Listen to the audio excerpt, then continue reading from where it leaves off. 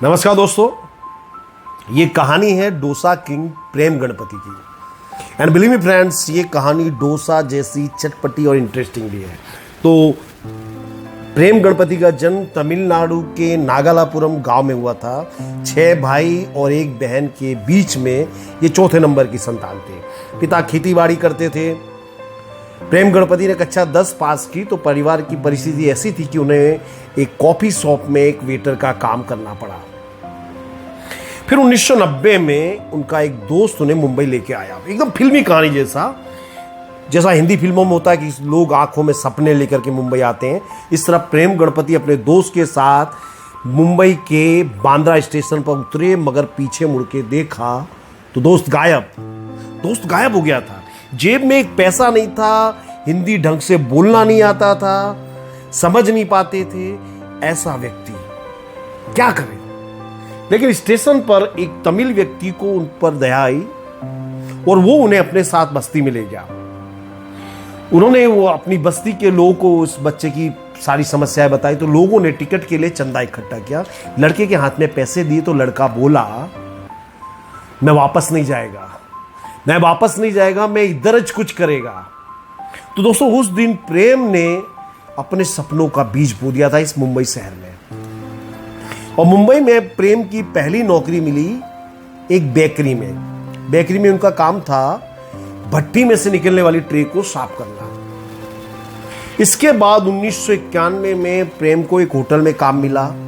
काम था दिन भर चौकड़ी में बैठकर जूठे बर्तन धोना। लेकिन एक दिन प्रेम ने हिम्मत करके होटल के मालिक से कहा, साहब मैं 10th तक पढ़ा हूं, मुझे थोड़ी इंग्लिश का नॉलेज है, मुझे कम से कम एक वेटर का तो जॉब दो, कुछ नहीं तो मुझे बाहर चाय ले जाने का काम तो दीजिए, कुछ नहीं तो मुझको टेबल साफ करने का तो काम दो। दोस्तों, कोई भी काम हो, जॉब्स दोनों सभी प्रकार के काम में तनख्वाह सेम थी। तो प्रश्न ये खड़ा होता है कि प्रेम ने इस तरह की मांग क्यों की? तो दोस्तों, ये समझने के लिए गरीब होना, मजबूर होना जरूरी है।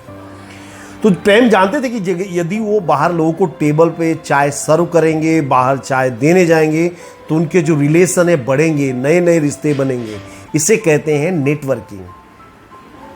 लेकिन प्रेम को वेटर की नौकरी नहीं मिली, क्योंकि उस समय मुंबई में दक्षिण भारत से आने वाले मजदूर की जगह थी चौकड़ी तक ही सीमित थी।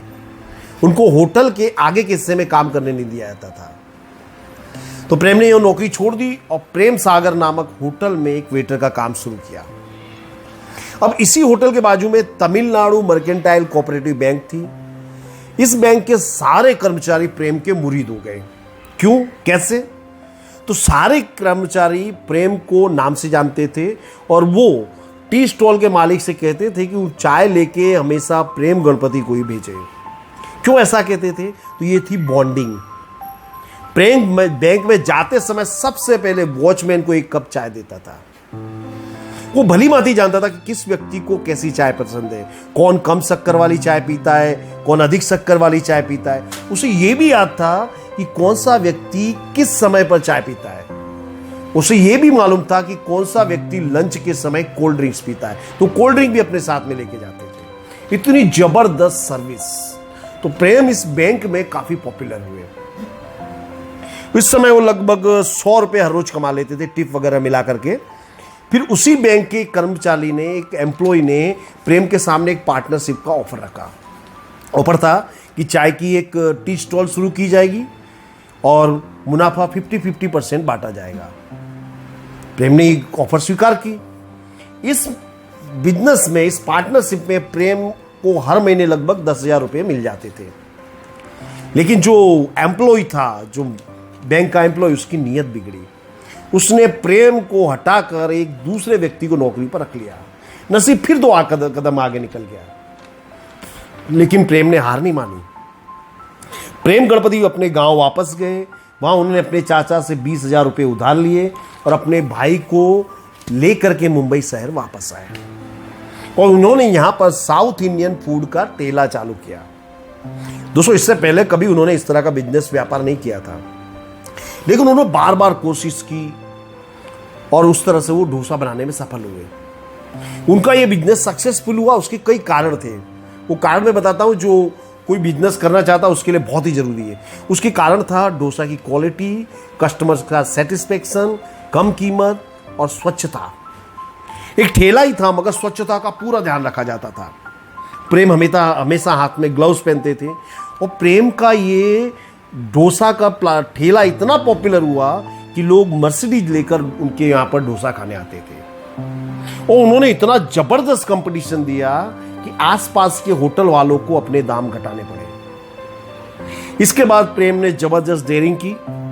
उन्होंने वासी स्टेशन के पास 50,000 पगड़ी देकर 5,000 के किराए पर दुकान चालू की। अब प्रेम ने अपनी ब्रांड बनाने का निश्चय किया।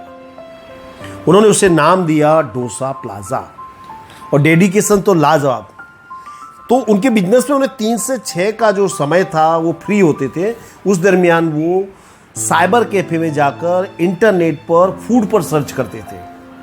उन्होंने डोसा के बहुत सारे प्रयोग किए, बहुत सारे नए नए ब्रांड बनाए, नई नई टेस्ट बनाई, रेसिपी बनाई, जैसे सेजवान डोसा, मंचूरियन डोसा, पनीर चिल्ली डोसा। ये मार्केट में नए नए आए थे, वो देखते देखते ही पॉपुलर हो गए। उन्होंने अपना मॉडल बनाया मैकडोनल्ड्स को। उन्होंने ब्रांडिंग और पब्लिसिटी पर जबरदस्त ध्यान दिया।